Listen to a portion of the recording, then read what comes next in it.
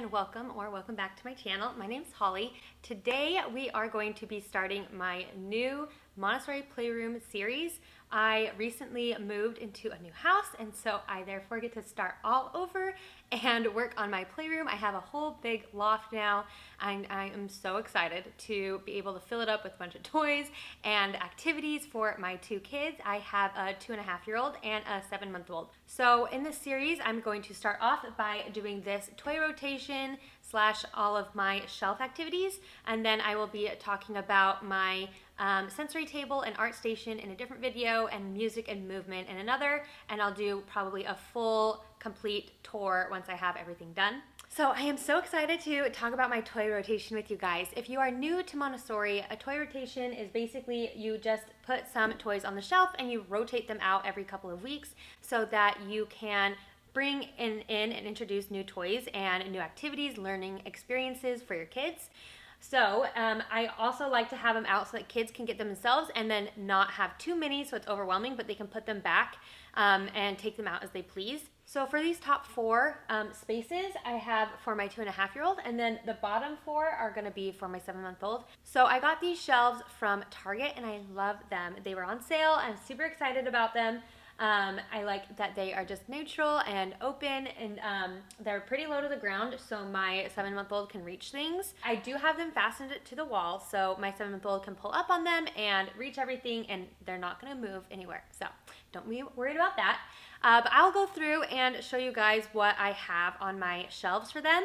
I usually like to do 2 learning activities and then 2 open-ended play activities. So open-ended toys aren't specifically Montessori, but I really love them. I think that they are great to add in to my play space. For the open-ended toys, I have this. It's not a Grimm's Rainbow, it's just a knockoff version. I would love to splurge for a Grimm's Rainbow though. So if you guys have a Grimm's Rainbow, let me know if you think it's worth it. But this is just an open rainbow and you can do so much with it. I'm sure you've seen them in like tons of different playrooms because they're lots of fun and there's so much you can do with them. I'll probably insert a video or 2 or a picture of what my son has done with them. And then the other open activity I have for him is a train set. So I have some train pieces are already out, but I do about half the train pieces out at a time, and these are so great because he can learn about puzzles. So this not only is an open-ended toy because he can decide what design he makes and how exactly he plays with it, but you can also make it more of a closed-ended toy and learn about puzzles because it goes and connects. And if he wants to make like a circle or whatever, he can make a circle. And he also loves all things cars and trains and vehicles. So this is like definitely a great toy for a ton of different reasons. So love our train set. So those are 2 open-ended right now.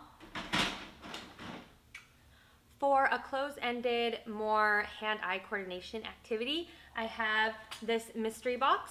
That's more of a bag.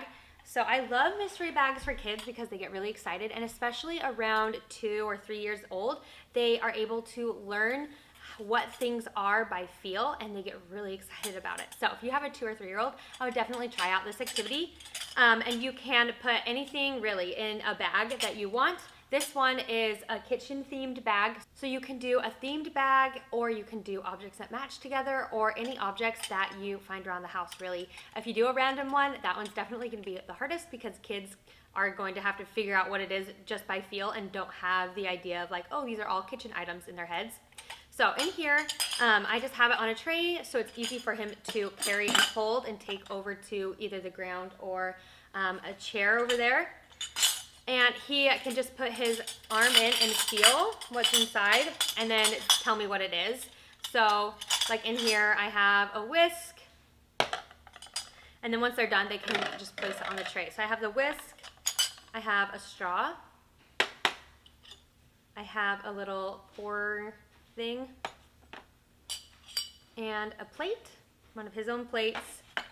And a spoon. So I love the mystery box activities, and seriously, you can do anything and everything under the sun, and they think it's a lot of fun. So for the last activity that I have on the shelf today is a language activity. So this is teaching him about language. I have this book where he can spell out different letters.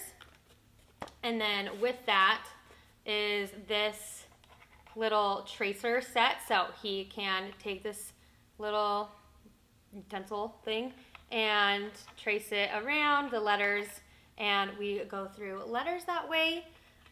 When we do go through the letters, I really like to use the sounds the letters make versus the names of the letters. Yeah, we go through these different language activities, and he loves that.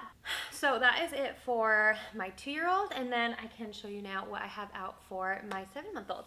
So I try to keep some of the same ideas for my 7-month-old as I do for my 2-year-old, is just doing some learning activities and also some just open play. So I have right now just 3 of these play silks, and this is definitely just open play. He can run around with them, he puts them over his head, he plays peekaboo, and I go through like colors a little bit with him, but he just kind of sucks on these, eats these, or plays with them and takes them around the house, and he enjoys just like the feel of them and like putting them on his head and things like that. So that is an open-ended activity we have.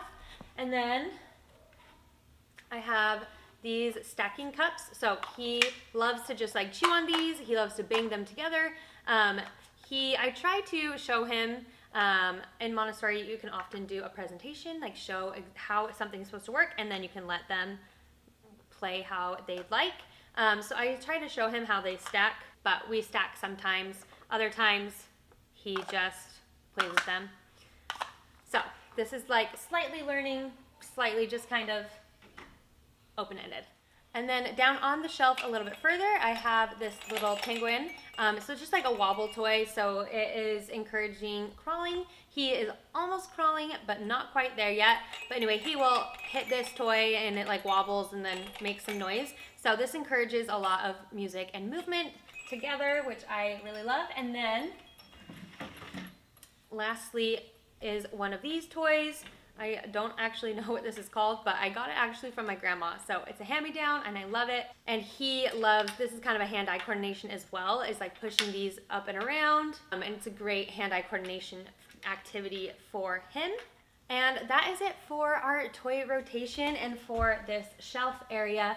I also want to get, right now I don't have like specific mats, but I want to get 2 mats to go in front of these so that the kids know what is their mat and what they're working on, and that's their play area for the shelf. So besides putting down some play mats, I'm just going to probably put some pictures up here so that the kids can see them, and I might change them out every once in a while, but that is it for our little play area.